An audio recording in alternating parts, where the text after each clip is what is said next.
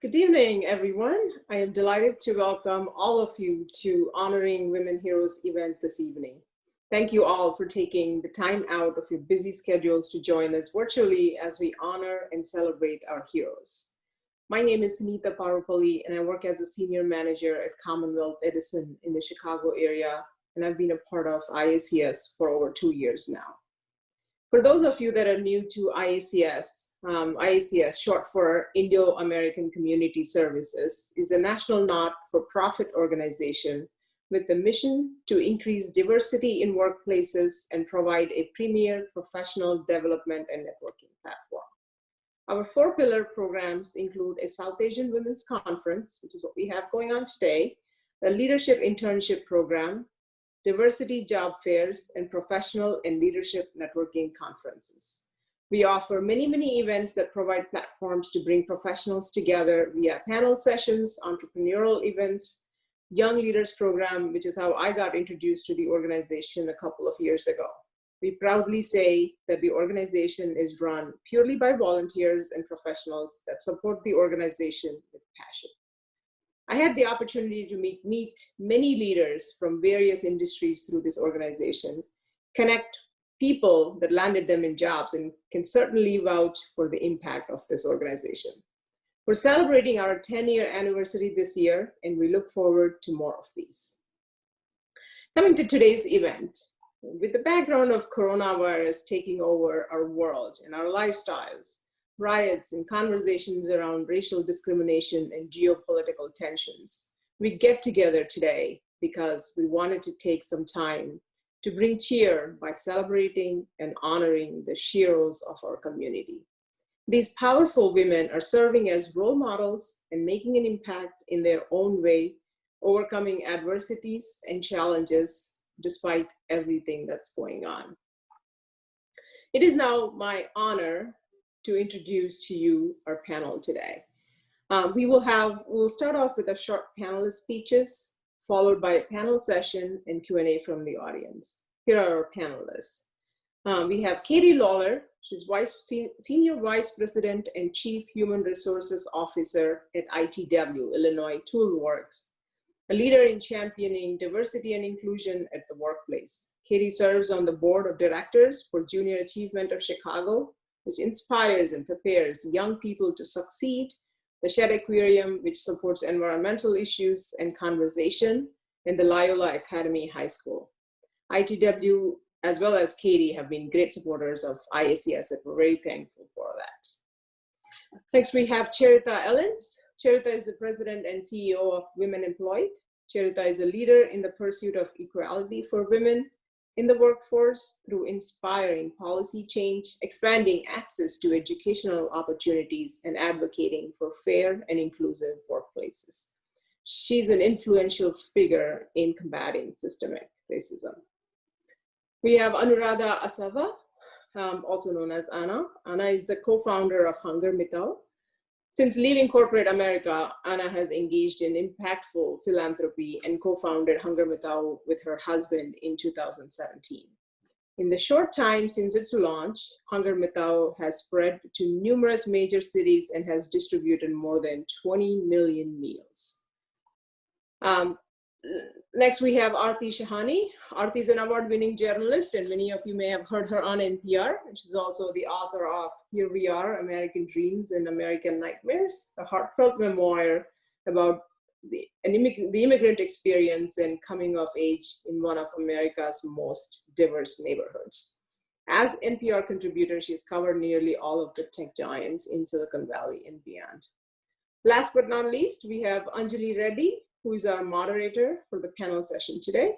Anjali has led strategic communications at many large companies, most recently as Director of Corporate Communications at Grainger, where she provided guidance and support for company-wide communications on a range of issues, including diversity and inclusion. Before migrating to the US, Anjali was a journalist in India. And with that, Anjali, let me turn it over to you for our panel session. I want to first say that joining the Indo-American Community Services conversation, it's music to my ears how much the word diversity and the value of diversity has come up in this community conversation. As many of us in the Desi community know, we don't always explicitly value that and understand why we need to, as American citizens and also in our connections back home, foster that kind of, sort of value and integration. So I'm just really happy to hear it here. In terms of, in summary, what I'm up to is, if you've heard my voice before, I joke, it's as the Indian IT lady on the radio. I have for years reported on Silicon Valley for National Public Radio. I've recently just become an NPR contributor instead of reporting always on tech. And I hope to have an announcement fairly soon about a new show that I'll be hosting that responds to the need in our country and our world to understand and study and emulate heroes who are fixing many of the problems we're seeing today. So stay tuned for news on that. And part of what's brought me now to you is I decided to write a story about my family's immigrant journey. It was important to me to share an Indian American story that might be considered rather unconventional. My family story is not about spelling bees. It's not about going to medical school. It's about going to Rikers Island, prisons, jails, being confronted with the reality of America's justice system. I should use justice in the quotes. And so I'm excited to share more about that. But basically, in a nutshell, I'm an author, a writer, a journalist, and I try to use my voice for good. Thank you, Aarti. And like I mentioned to you earlier, I'm a huge fan. I used to have a long commute to work, and NPR was always on my speed, on my radio dial. And I've heard your stories on these tech giants many times. So very glad to meet you here, even though it's virtual. Thank you. I look forward to hearing more of your story. Great. So thank you again for being here. And, I was listening to the different speakers today at Congressman John Lewis's funeral, including several presidents. And, as we all celebrate his legacy and his fight for civil rights, it's clear that there's still a long ways to go in getting to social justice and equity for everyone. And the work that all four of you do in your communities and through your organizations really helps us close the gap. So we had a lot of nominations for Women Heroes, and I think we've got really powerful women here today with us, and I look forward to the dialogue. So before we jump into the panel, which I am excited to moderate, I just want to remind our listeners, those who have joined us today, to again submit questions to the chat feature. We have about 30 minutes at the end to get your questions and answer your questions, and hope this is really a dialogue. So please don't forget to submit your questions through chat, and we look forward to answering them later. So let's start with the panel, and the first portion is going to be questions that all four of you will get a chance to answer, and then we'll go to more specific ones based on your experience and your organization. So, as the pandemic has swept the world, there's evidence that countries that are being led by women, I'm thinking of Germany and New Zealand as examples, they've really had a lot of success in managing this pandemic and the response to it because of some strong skills they've brought to the table, such as consensus building, collaboration. As you think of challenges that you face and goals that you want to reach, what are some of the skills as women leaders that you have brought to the table or have had to hone to get to your goals to influence your stakeholders? So Katie, maybe we start with you again. Sure. Well, I think you covered some of the attributes and just even posing your question in terms of approaching our, I'll call it leadership platforms as opportunities to influence versus opportunities to run things and direct. Women tend to be inherently more collaborative. That's more of our comfort zone. And I think we can really use that and leverage that to form relationships and to influence outcomes versus seeking positions of authority where you can direct those outcomes. I think you also mentioned listening. Another critical attribute, and I think what's been important when you look at successful women and their ability to influence, is that they're willing to listen. They're willing to understand other people's points of views and perspectives in order to arrive at the right decision and outcome. And so I don't want to imply that women can't be decisive. I think that there's a deliberation opportunity that many women are comfortable utilizing in order to arrive at a decision. And the other attribute that I've seen, and I don't want to limit this, that I've seen it with women, but I'm now seeing it more consistently across leaders, which I think is hugely valuable, is empathy. Right? We've had this unique circumstance in the last 6 months where people have been going through amazing personal and professional challenges. And there is an empathy that we're all showing towards each other as everyone works through it, right? We're now into people's homes. As already mentioned, we're invited into our coworkers and colleagues' homes, and we see their children, we see their pets. We see firsthand some of the personal struggles that they have encountered. And I do think women naturally have, they have the inherent empathy as mothers, as females, but I also think it's an evolving trait that I'm really encouraged to see is being demonstrated more broadly from our leaders. Thank you, Katie. Yes, definitely empathy is something we've all honed further, I would say, during this crisis. So Sharita, let's turn to you. What would you say are some of the skills that you've brought? And I know you have many skills. I've seen you in action, lady. Thank you for that. And I want to be additive because I know we're going to say a lot of the same things. So I agree with everything that Katie just said. So ditto. Plus, I think that we also have the ability to bring about compromise or build, what I like to say is to build consensus. So we don't lead by directing, we lead by bringing people along the journey and getting them to buy into the vision and doing the work together. And that goes into that collaborative space. So that's one thing. I also believe that women tend to be better communicators.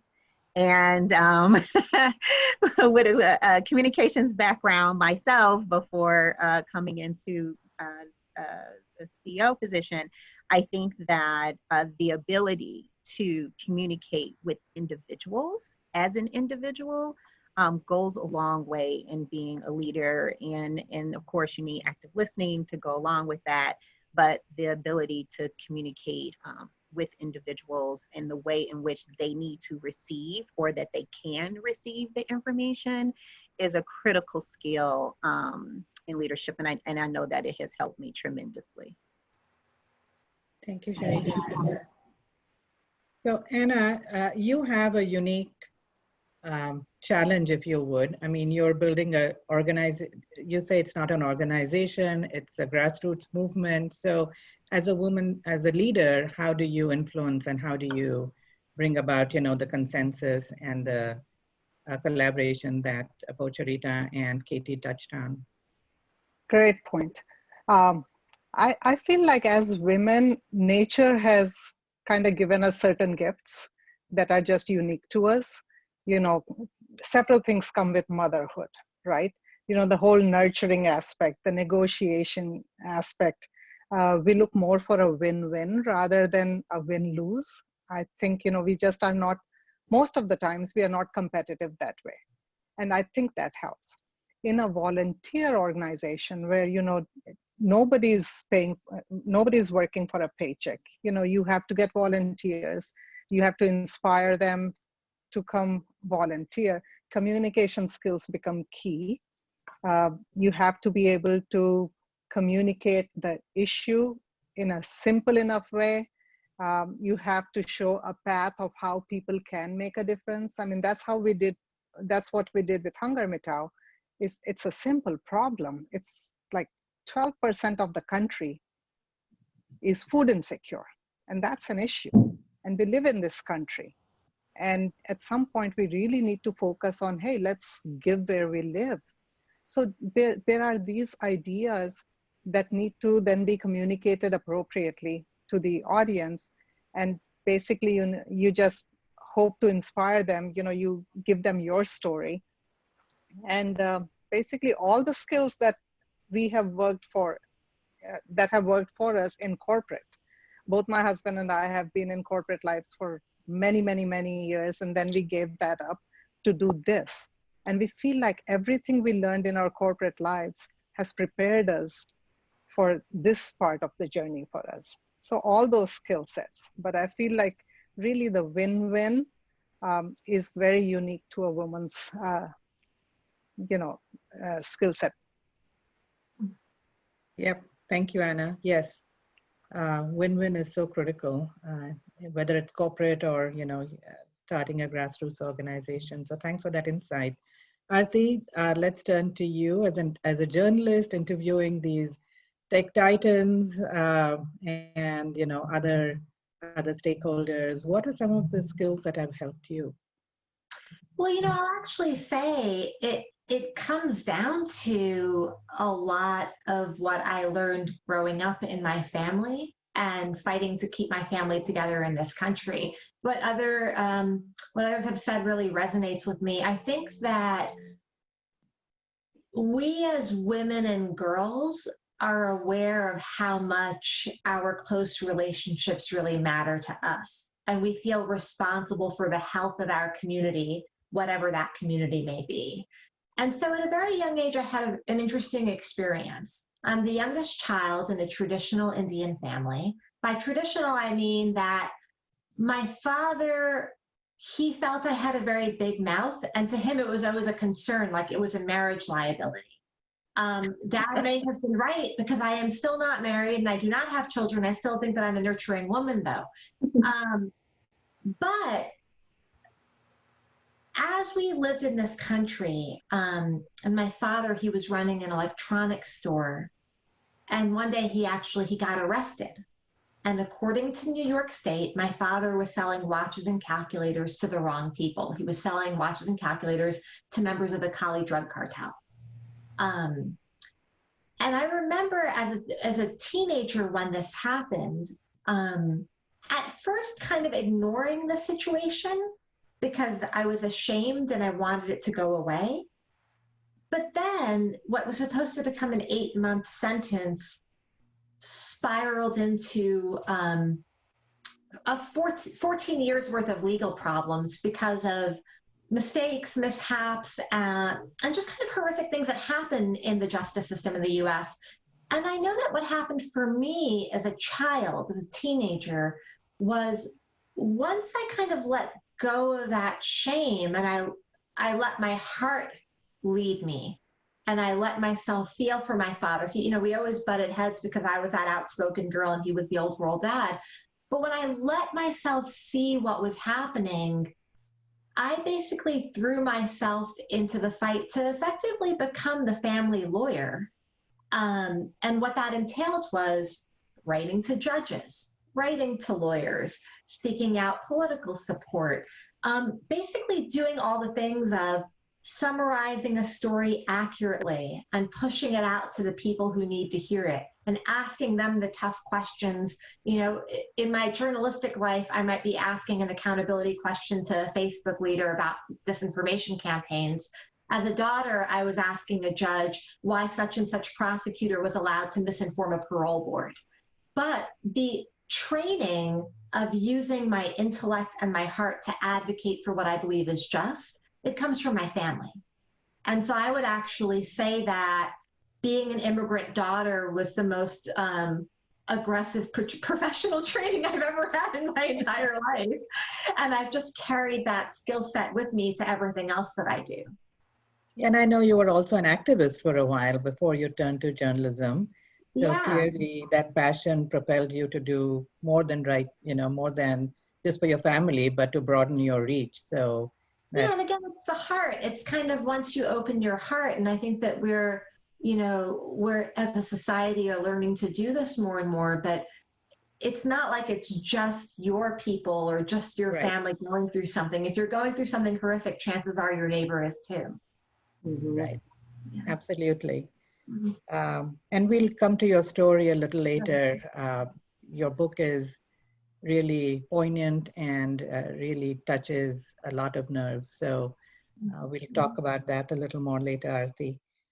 So let's turn to some adversities. I know you're all very powerful women, but I'm interested in knowing from each of you what challenges you faced and how you've overcome them along the way. So Sharita, this time let's start with you, if that's okay. Mute button. There we go. So I would say that many of my adversities that I faced come from the intersectionality of all of my different identities. So, you know, being a woman, being a Black woman, being, you know, a single parent, coming from the South Side of Chicago, being first generation in my family to graduate from college. And at every stage, whether it was being a student at a predominantly white institution like Lane Tech High School or at Illinois State or at Notre Dame, or being the, you know, for many, many, many years, and if not the only woman, definitely the only Black woman in many spaces. And the biases and that you have to overcome to push through that, right? Because it can become exhausting. And for me, the way that I was able to overcome those come down to sheer grit and determination to not allow others to define my destiny, and to, you know, not allow the status quo to stay. I've always been driven by being able to overcome the things that people said that I couldn't. You know, I listened to Artie and I heard my grandfather, right? Me and my grandfather used to have these huge debates. You know, he's a deep in the Pentecostal church and had very specific views on what the woman's place is supposed to be. And, and I, as a teenage girl, having these huge debates on with him is why it's okay if I want to be a lawyer. Why is it okay if I want to go into business or do all these other things that women are not supposed to do? And yes, I would still be able to find a husband. That was the other thing, right? You're never going to find a husband. You're going to go and, you know, and do all these things. You're never going to get married. Well, I did get married and that didn't work. So, and so I think the grit is definitely important when you're trying to overcome the adversities, and a reason for why you want to overcome them. Like, what's your end goal? My end goal was to dispel all of those perceptions and biases. My end goal was to prove everybody wrong. My end goal was not to be a statistic coming from the South Side of Chicago and, you know, in a broken family, whatever that means. And so though that allowed me to push through, along with a very, very, very strong work ethic that I, you know, gained from my father. Thank you, Sharita. Anna, do you want to go next? Sure. So interesting question. And I was really thinking hard about this. As an immigrant from India, work ethic, I think, is filled in every immigrant. Not to say that there's no work ethic for people who live here, but I think every immigrant comes with that feeling of, okay, you know, there's grit, there's work ethic, they have to go prove themselves. So all of those, I think, become pretty basic platform for, you know, most people I know.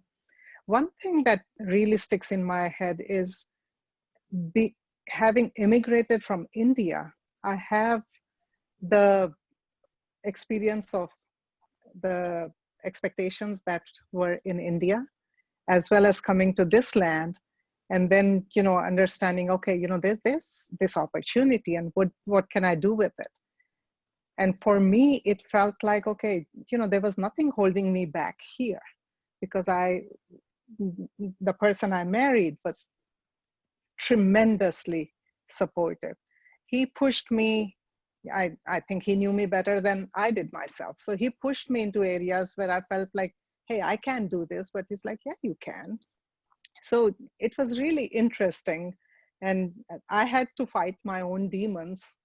I didn't feel like, you know, I had adversity come at me from external sources. It was more my own feelings of, you know, hey, I think this is my limit, and him or other people saying, no, that's not your limit. Come on, you can go better. So great experiences that way.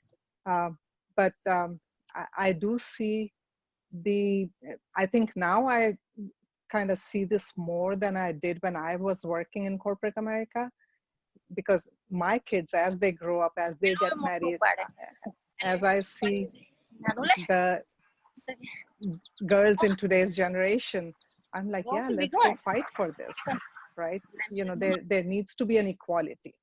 So I'm seeing that more now than I ever did before. Thank you. Thank you. Arti, you've touched on some of the adversities you faced as a family, and, you know, especially your dad. And would you want to add more as you began your career? I know you mentioned you were an activist, journalist. What adversities have you faced? Well, you know, I think that what can happen is sometimes when you're the kind of person who has a very strong sense of what is right, like you feel, hey, I'm driven by morality, I have a moral order, it can make you quite impatient with other people.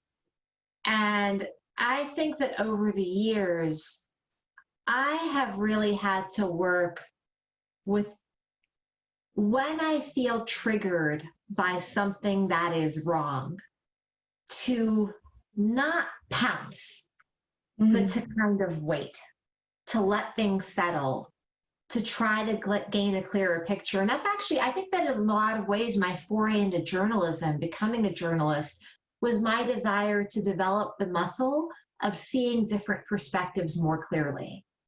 I know what I think. Can I hold those thoughts and then see the world around me? And I think that actually helped me a great deal to find more peace in myself as I poke and prod at things that feel wrong. Because it's like, the more clearly you know you're seeing something, the less horrible it feels inside as you're trying to grapple with it, you know? So it's sort of, yeah. So I feel like that kind of cultivating of patience and curiosity, I had to learn it over the years. Okay. That's, and that kind of goes back to some of the skills that women bring to the table, right? Being able to hold your fire, so to speak, and hear from people around the table. So yes, for sure. I'm going to ask you each a question around who has inspired you the most to be the women you are today. And I'm going to start with you. I think we've already heard your husband was a huge supporter and really propelled you to, you know, unlock your full potential. But who else, maybe from your personal life or even professionally, who has inspired you to really become the woman you are today? So I think we draw inspiration from so many people through our journey, right? So it's kind of hard to pinpoint. There have been so many people that have supported me in my dreams, to fulfill my dreams, etc. But recently, we heard a guru in India talk about human life. And he said a human life should go through 3 phases: learning, earning, and returning. And that clicked. It was like he was speaking to us. And I say us because my husband and I have this conversation all the time. And at this stage in our lives, I think we feel we are strongly in the returning phase. And, you know, when I tell you this, you suddenly draw a parallel between the work we are involved in and what I'm telling you now. And so we both are driven by that. So at this point in my life, I would say that is the biggest influence in our lives. Mm-hmm. The concept of returning. Learning, earning, and returning. Right. Right? I mean, it's a very logical way to kind of divide a human life. Not to say that learning stops when you start earning. A bit of it happens in the earning phase too, and the returning phase too. But predominantly, you are learning, then you are earning, and it's then your time to return. Right. Absolutely. And it's kind of similar in Hinduism too, right? You've got 4 phases of life, and one of them is giving back to the community before you get off into the forest to do the to return. That's right. Yeah. So let's then turn to Aarti, who has been an inspiration to you. Oh, I'm lucky to have so many extraordinary people step into my life throughout my life. If I had to choose one person, I would say it's my mom. Mm-hmm. And I would say my mom, I say mom with many caveats because I want to be clear that she drives me crazy. Like she really does. And, probably there's no one on earth who triggers me more than my own mother. But the thing is, my mother is incredibly resilient. She's that, like the hustle that we often associate with like the entrepreneur. I constantly meet these men in Silicon Valley that supposedly have this hustle. And I'm like, no, you were just born into the right place in a family of money, but my mom's got way more hustle than you. And like, I think that just to give examples, like, we came to this country when I was just a few months old. Okay. My parents came here with 3 children. I was the baby. We overstayed tourist visas. My mom wanted to make America our home because she did not want me and my sister to grow up in an old world structure where women are expected to be wives and domesticated and not have voice and passion and ambition. She didn't want that for us. As we were trying to make this country our home and had no papers, she was crossing a street one day and got hit by a car and temporarily paralyzed. She was rushed to an emergency room, laid in bed, prayed to God. She believes that her prayers are what helped her to heal. But she didn't let being paralyzed by a car, and she actually lost her ability to sew. She was a seamstress and lost her motor skills. So she lost her physical strength. She was a very athletic woman. She also lost her working class job. She looked for more work. She never stopped. She never thought that giving up was even an option. And so I try my best to challenge her. Like, I don't actually think anything I've ever experienced in my life harder than my parents as 2 undocumented parents of 3 small children. Nothing's come close to it. And so when I have my version of adversity, I try to channel her. Thank you. Yes, I know what you mean about moms just getting your goat, right? But you know what happens sometimes when you grow up, someone says you're turning just like your mom, and it's like, oh my God. Yeah. Right. I'm done with this friendship. Yeah. Katie, I want to ask you about who's inspired you, and then also, I think we missed hearing the adversities that you have faced. So maybe you can address both those points, and I apologize for not getting to you earlier. That's all right. Maybe I'll combine it into a single answer because there were a couple words that my fellow panelists mentioned. One was Sharita's reference to grit. And I think we also heard from Artie the hustle of her mother. Those are 2 attributes that I think are certainly have been important for me to overcome different adversities that I've faced professionally. But it also reflects an attribute that I really admire and see in women. I'll tell you, I've been fortunate in many ways. I had parents who were really committed to my education. I grew up in a very large family, which was both a blessing and a curse. But it did help me develop a thick skin, shall we say, a certain scrappiness to get by. And so I also had a fair amount of independence as a result of that. So I like seeing those attributes in other people. I really have a lot of examples of women that I admire that I work alongside at ITW, and they come in all shapes and forms. And, you know, we have many women who work on the front lines of our businesses. They don't make the most money. Mm-hmm. They're some of the hardest working women. Many of them are single mothers, trying to do their best to provide for their families, trying to progress their careers the best way they can. And I always am in awe of those women because they have faced personal adversities that I never had to encounter and certainly not have to overcome. So that also keeps me motivated in my job in terms of what I do for ITW, leading human resources and obviously setting out the strategies to help all of our employees be successful. But it's women that I see front and center working so hard and so diligently that I really admire. Great. Sharita, you're next. Never get to my mute button fast enough, so I apologize for that. But when I think back, right, over the years, and I think about who inspired me, there isn't one particular person. There's been so many people throughout my life that have influenced me, either because they were a cheerleader or because I looked at them and appreciated how they worked or what they decided, what they were involved in.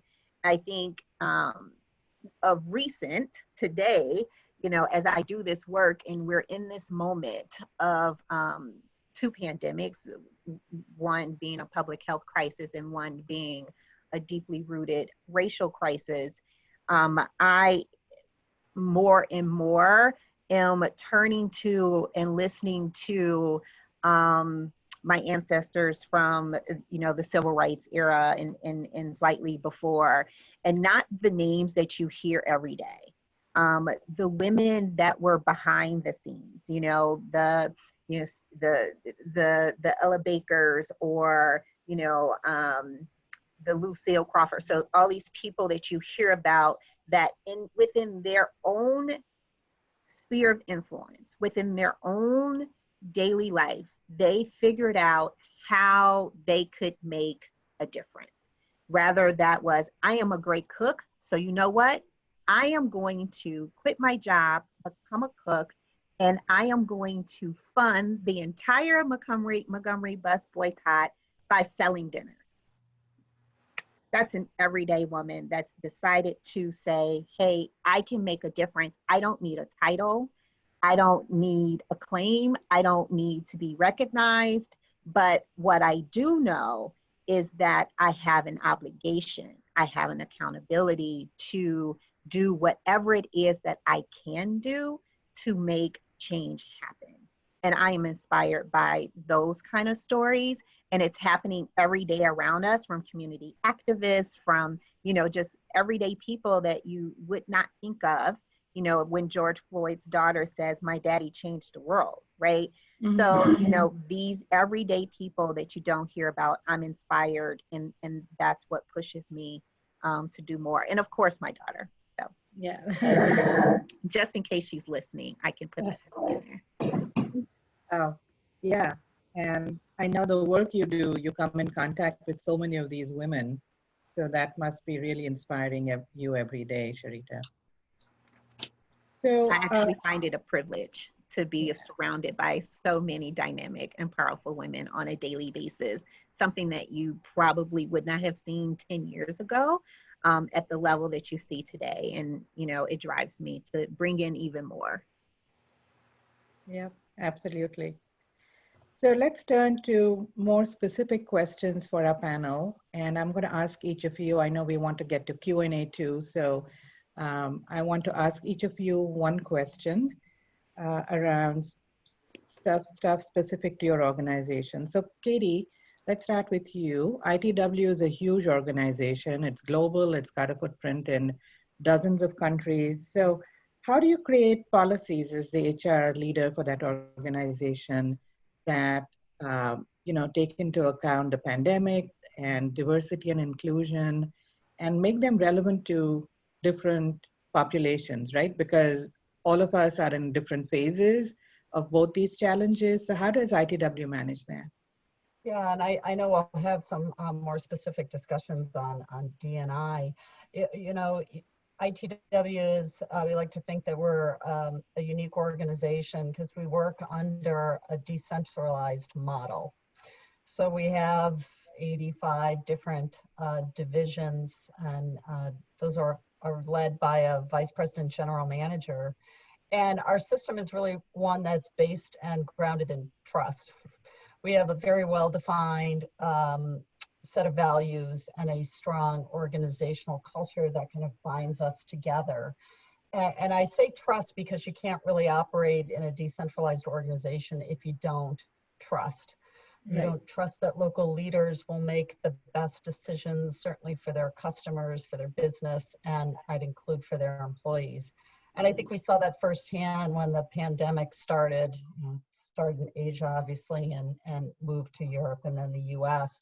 So really my actions and the rest of the executive leadership team were really focused on setting out some really clear commitments and guidelines in terms of what we needed to do to continue to operate and most importantly, to keep our employees safe.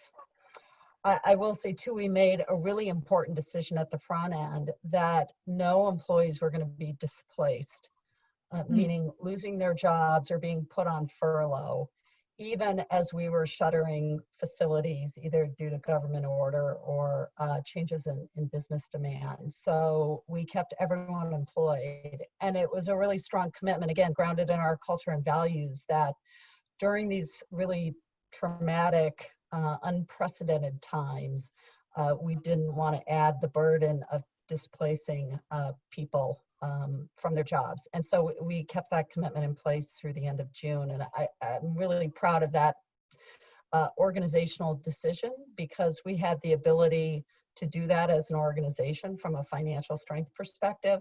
But I think we also demonstrated to our employees our commitment to our culture and values in acting that way. And really, given the situation was so varied across the globe and even across the states here, there was a lot of discretion given to our local leaders who made really the very best decisions because they were closest to it. And so I'm incredibly proud of how our companies handled it. Yeah, not many companies can say that, right? We hear of layoffs and furloughs all the time in newspapers, and unemployment is at an all-time high. So really commendable that you had that guideline and that principle.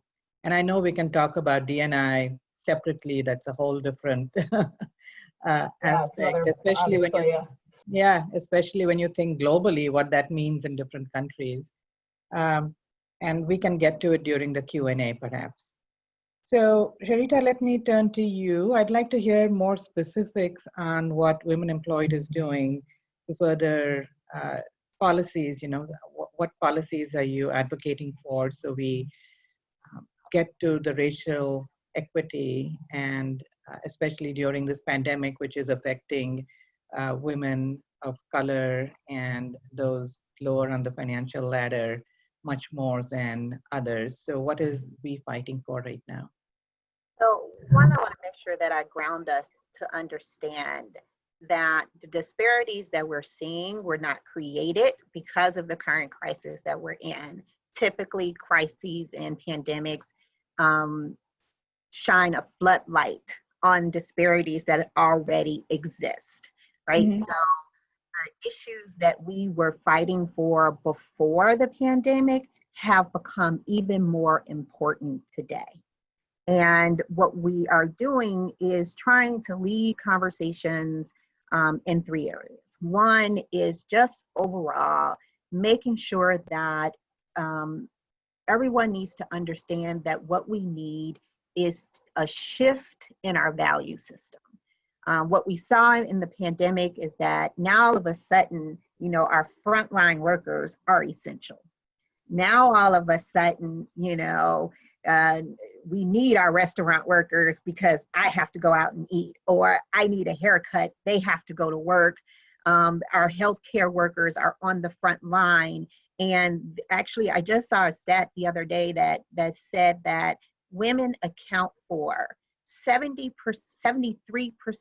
of the U.S. healthcare workers who have been infected by COVID. Wow. Right? Wow. So, wow, right? So if we do not shine a light on the fact that we need a shift in how we value these roles and then how we pay these roles, we are going to continue to have these deep issues. So we are working to elevate the conversation around value. Also, we are still fighting for the same things that we were fighting before then: a living wage, fair scheduling, paid sick time.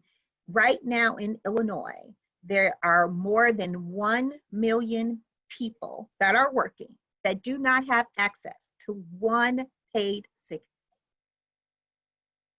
Wow. Why is that a fight? Why are we fighting? Why are we using our energy where we should be solving bigger problems, trying to convince legislators and employers? Because quite honestly, the reason why some of these policies aren't passed are because employers have these big lobbies and lobbyists that fight us from getting things like removing the sub-tip minimum wage for restaurant workers so that they can make a living wage and stop living in poverty. So we are still working for paid sick time. We're really close to getting it passed in Illinois. We've already passed it in Chicago. There's some municipalities around Chicago that have it, but they had an option to opt out if you were outside of the county. So we're working to pass that in Illinois. There is a petition that people can go and sign to get that done. And we're close to doing that. We're fighting for paid family leave. Both of these things we fight for both on the and the federal level. We are doing a lot of work on the national level with a lot of our national coalitions to urge Congress to prioritize working families by getting the HEROES Act passed, making sure that they're extending the $600 pandemic unemployment compensation, making sure that the $1,200 payment to residents continue, and that we continue the moratorium on evictions, and that they don't stop SNAP benefits. It's just these basic things that add to one's dignity, right? Because it as a worker, you go to work every day, you put in an honest day work, you should feel that you have dignity when you go home. So we are continuing the fight on those issues as well. And, you know, all the work that we're doing with our community-based organizations to help them through this crisis as they're trying to figure out how to continue to deliver service. How do they deliver services in communities that lack the technology to go digital? So we're brainstorming and fundraising around those things as well. So I don't want to take up too much time, but a lot going on. I just urge people that if you want to get active and you want to know where you can activate, you can go to our website, and we always have action alerts out there, and we inform people what we're working on a daily basis. But know that this pandemic is going to be devastating as we emerge from this, and devastating for women in particular and people of color. Thank you, Sharita. And again, really inspiring work that's so basic for dignity for everyone.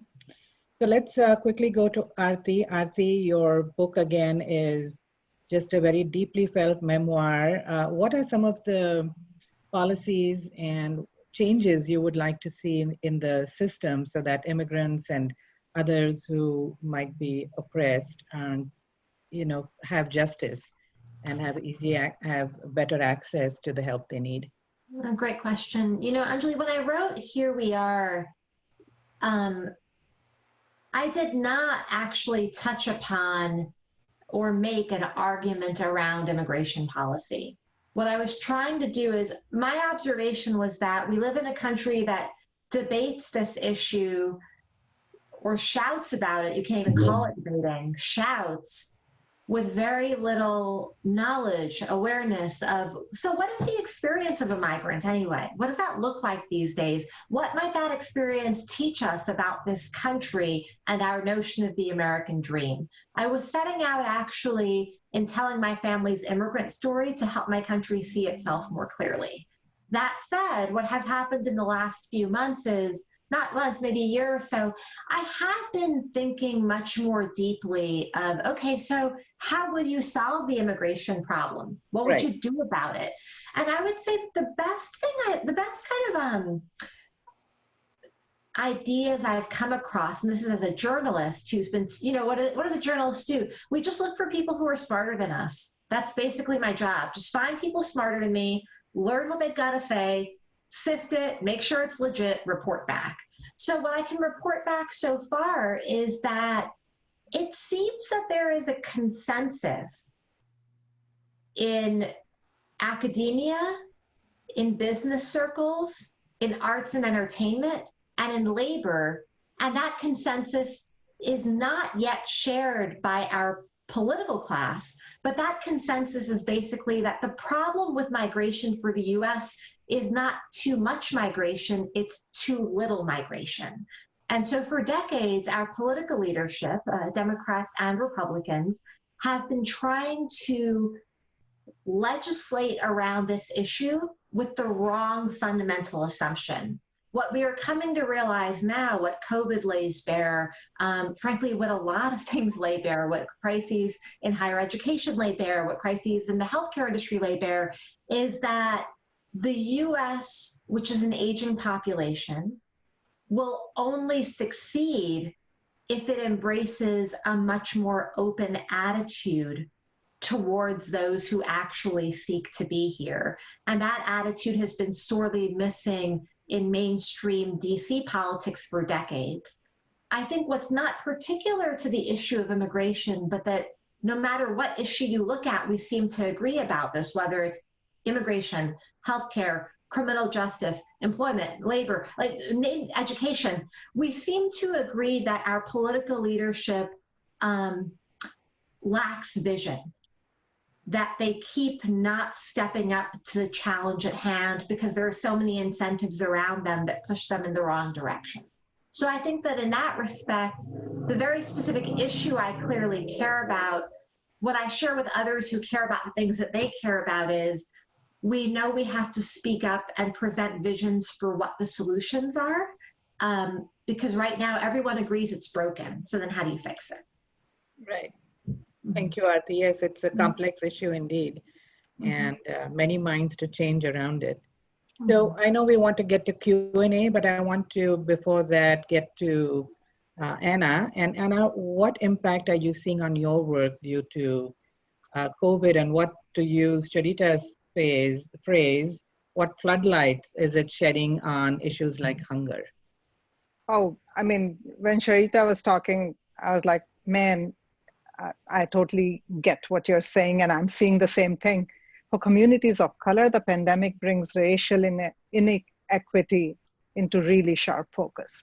I mean, all the hardest hit industries like transportation, hospitality, restaurants are also the largest employers of people of color, right? So this further perpetuates the issue. At the same time, I see an interesting kind of thing here. From a fundraising perspective, the narrative that poverty and unemployment disproportionately impact people of color means that people of color are often overlooked as potential donors, right? I mean, there's a very unconscious bias in the US in which it's generally accepted that white people are the face of philanthropy and people of color are the face of poverty. Even though there are impoverished white people and some very wealthy people of color. So we're trying to break this myth. 2 years ago, we started celebrating August, the month of India's independence, as Independence from Hunger Day.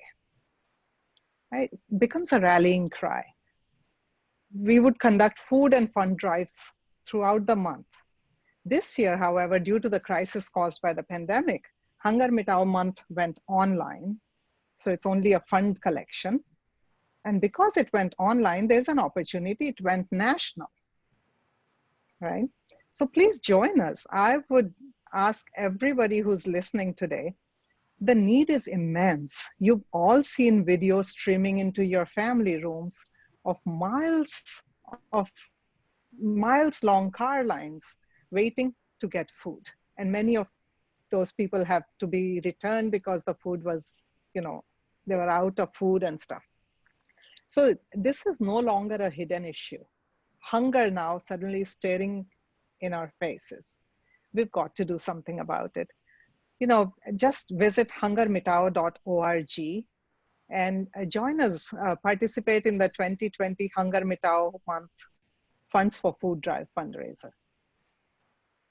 Thank you, Anna. We'll definitely do that. I will definitely do that for sure. So let's turn it over to Q&A. And I know, again, we have a lot of questions in queue. So I'm going to turn it over to Sharda Bartula, who will be moderating that portion. And Sharda is an IT professional. She's currently a project manager at Poland System Analytics. And she has been with IACS for many years and has helped organize several events, including this one. So Sharda, I'm delighted to hand it to you. Oh, thank you, Anjali. And thank you. What a fascinating panel discussion that was. And I'm sure our participants are equally excited to join the discussion and ask questions. So again, please send in your questions via the chat. And if you would like to ask questions of one of our panelists, please include that. And all of our panelists would have a chance to respond to the question, to share their thoughts. And with that, let's go right in. Our first question comes from Alpesh Kaur, who asked, what does diversity and inclusion mean to you? How do you influence that in your organization or activities?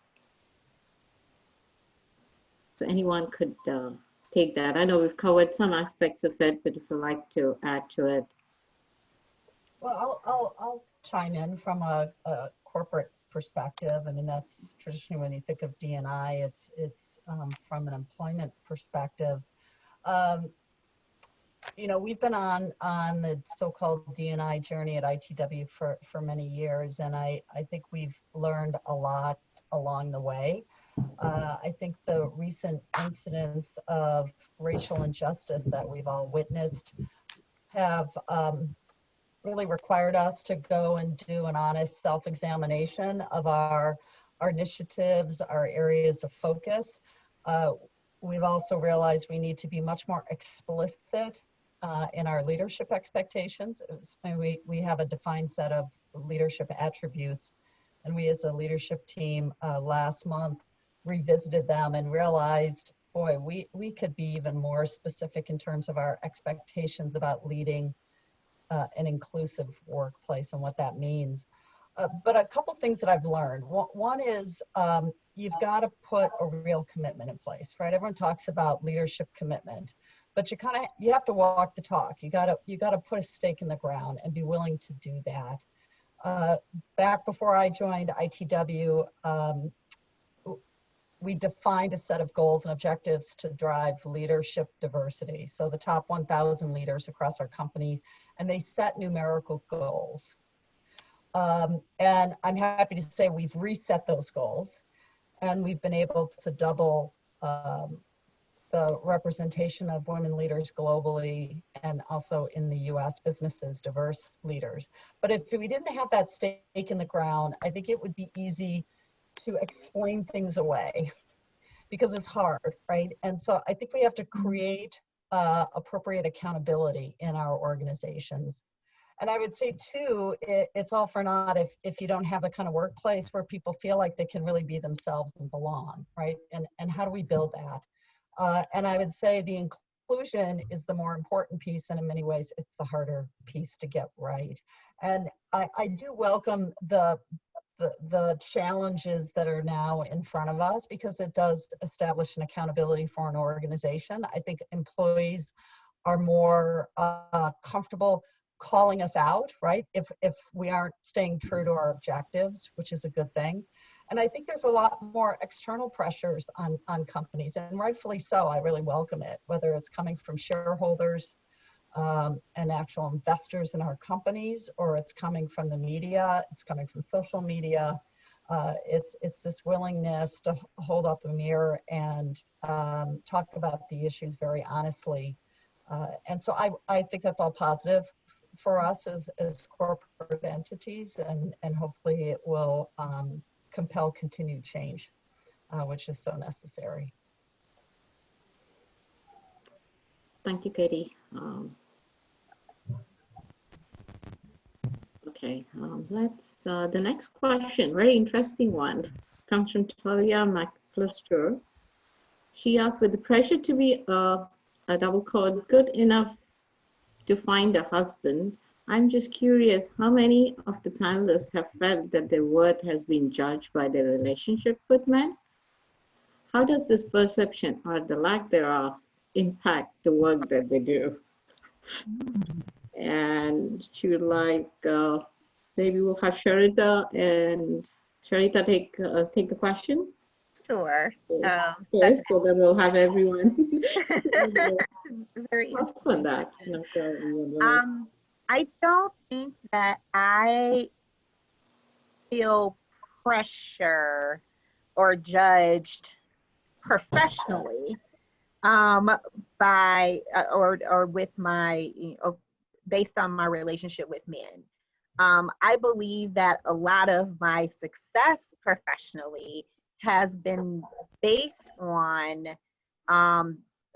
the deep relationships I've had with men throughout my life. So my parents separated. I stayed in the house with my dad. It was my dad and my brothers and me. And so I learned how to communicate and navigate in this world that was set up for them to succeed and for me not to.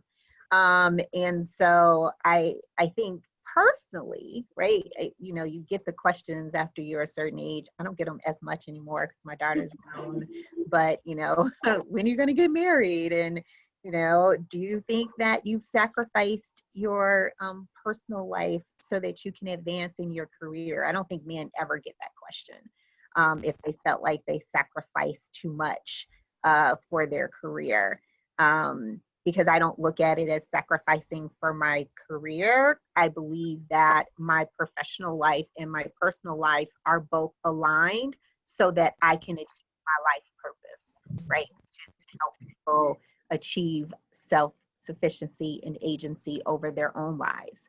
And so, yeah, I don't know that in my world, I see that as much. I think I see it with women that might be married more so, because then it's like, oh, you have to go home, you have to do this. And I see it in other ways where, women are the predominant caregivers, period, for their families, for their children, for their communities. And because of that, they carry this burden of caregiving and unpaid caregiving. And so that many times have issues, and definitely through this pandemic, we've seen the strain of caregiving while trying to work from home and juggle everything else that's going on. And I think that is something, as the schools are addressing, trying to reopen, that once again, employers will have to step up and be a part of this conversation to say, how do we need to change the workplace so that caregiving is not a barrier to success? And so that's my answer for that.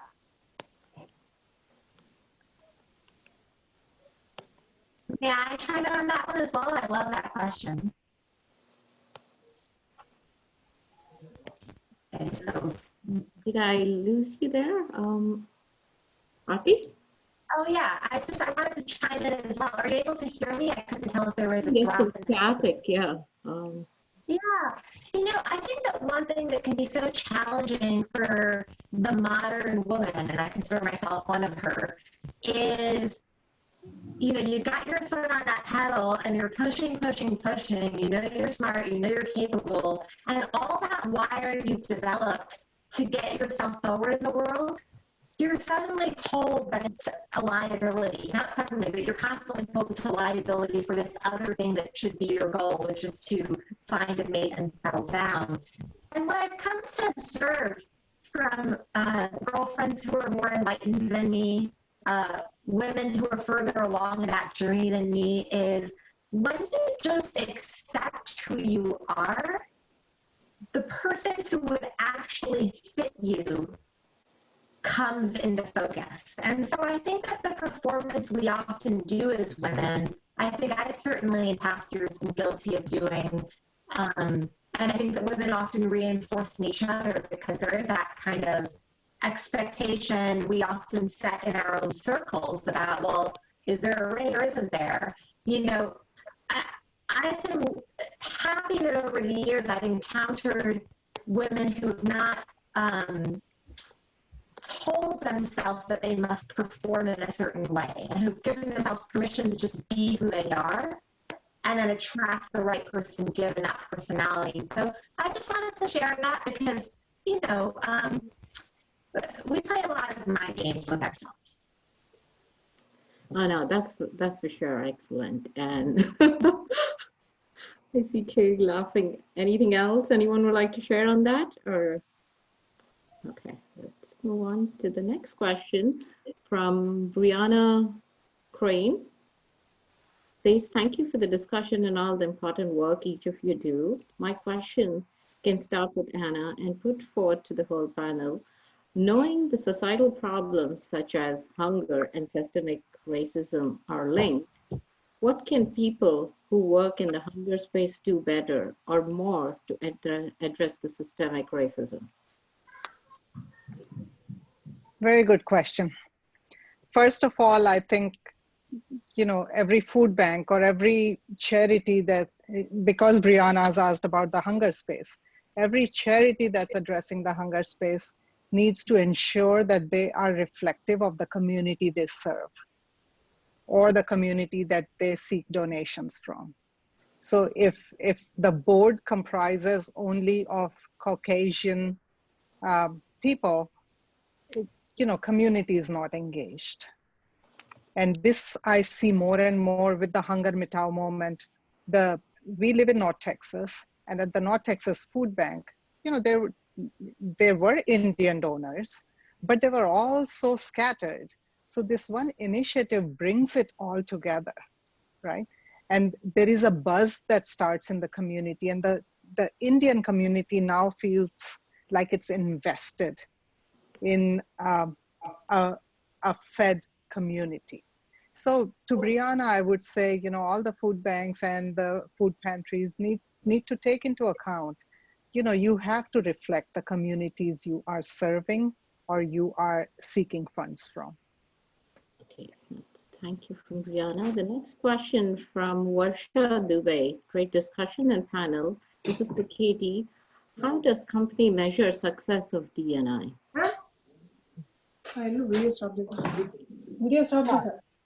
So I think we do it in a couple different ways. As I mentioned earlier, we have specific goals around our leadership diversity. So for us, it's looking at our top 1,000 leaders.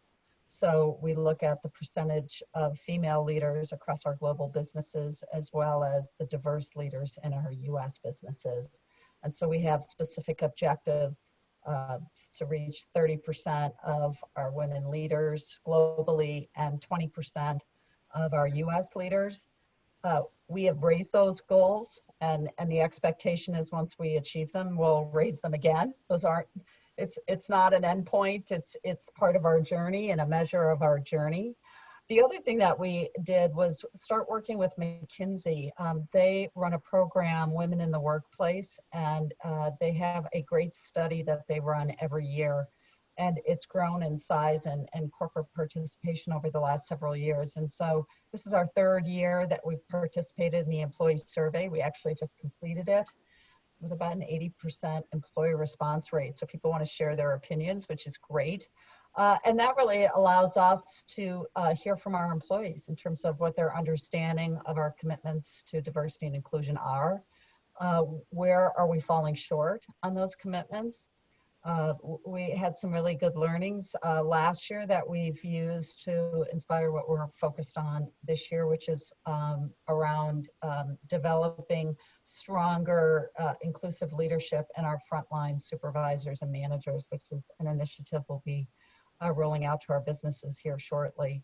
So I think it's those ways of trying to create some accountability and measures. At the end of the day, it's ultimately whether employees choose to stay and build their career with you, right? So turnover is the ultimate measure, but I hate it because it's always looking back, right? It's not a forward-looking metric, but people have choices these days. And if you aren't doing your very best and employees aren't feeling like they are valued, they have choices and they'll leave you. Thank you. Do you mind if I add on to that? I first want to say, Katie, thank you. I appreciate the work that you and ITW are doing, in that you are setting very measurable goals, because I think what gets measured gets changed. And it sounds like you're also being very transparent about what those goals and what those results are.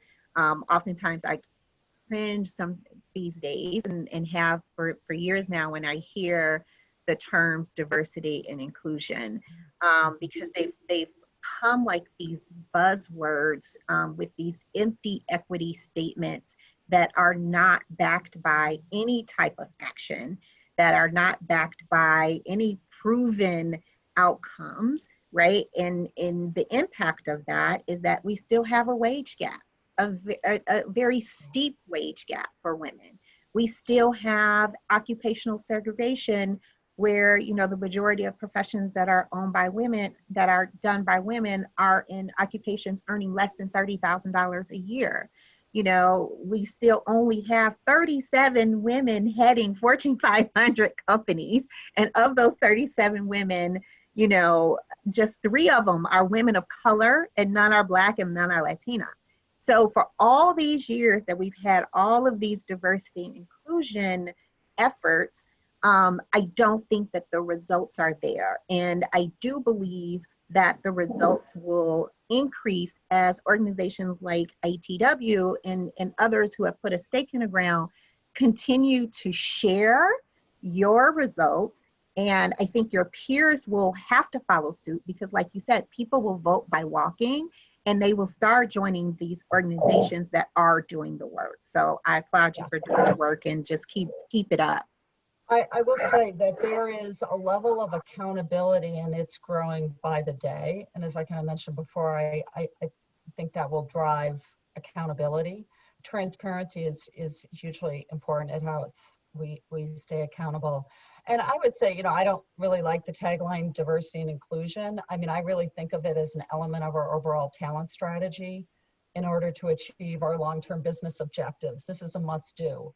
And I do often remind leaders, in a not too distant future here in the United States, the majority of employees and prospective employees aren't going to be non-white, right? So this is something, this is a must do in terms of if we're going to be able to sustain our success into the future.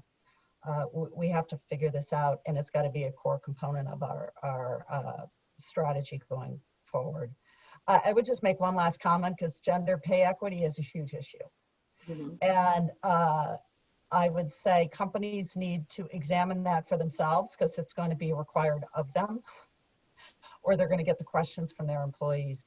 And you've got to look at it, and then you've got to fix it.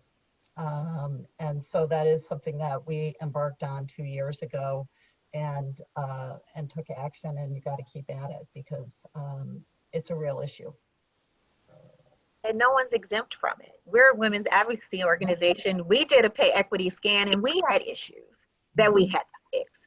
So it's this recognition that it happens and it's okay.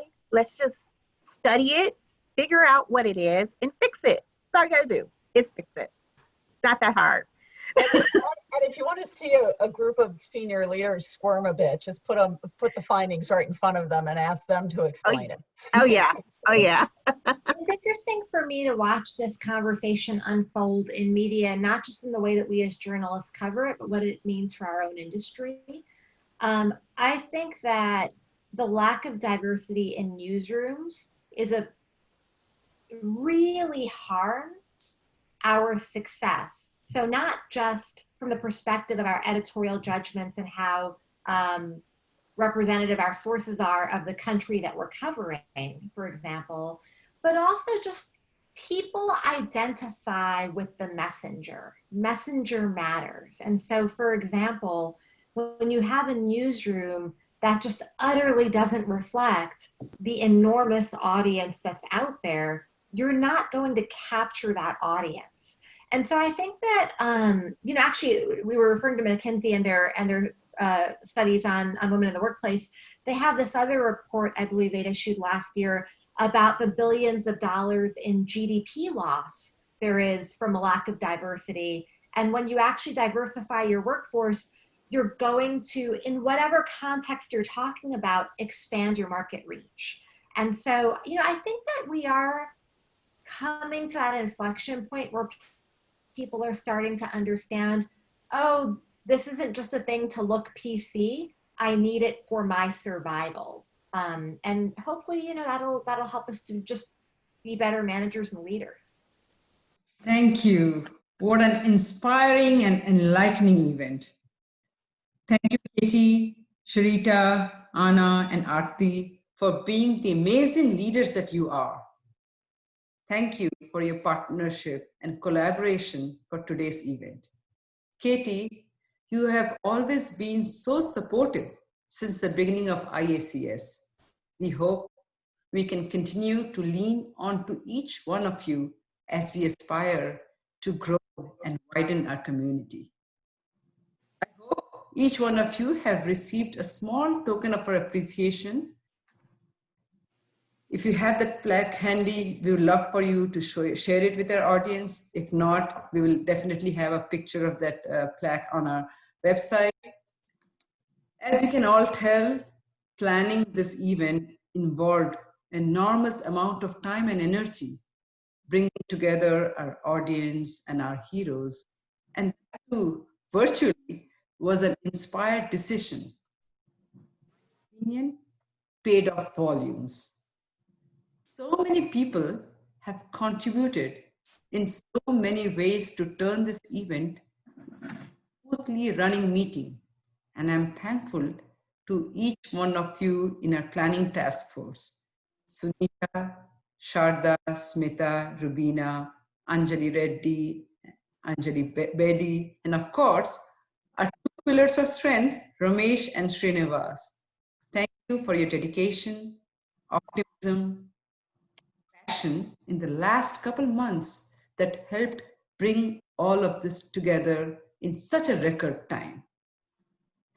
It's the passion of each one of our attendees that helps us to strive for more, to expand our network and host events like today's, where we had an opportunity to listen to 4 high-powered women. Please stay tuned, everyone, and visit our website for updates and announcements on upcoming events.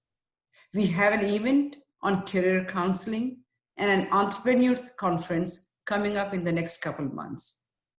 Please share our information, the information about our organization, with your friends, family, and colleagues. The more we share, the more we can grow our network. I would now like to request Sunita to come back up to join me as we officially close today's event. Thank you, everyone. Thank you, Bidisha. Again, panelists. I want to take the time to thank the panelists for all of the wonderful insights. And also thank you all for joining us today. We know you're busy, but events like this is what brings us together, and we appreciate you joining us this evening. Have a good rest of your day and hope to see you soon. Thank you.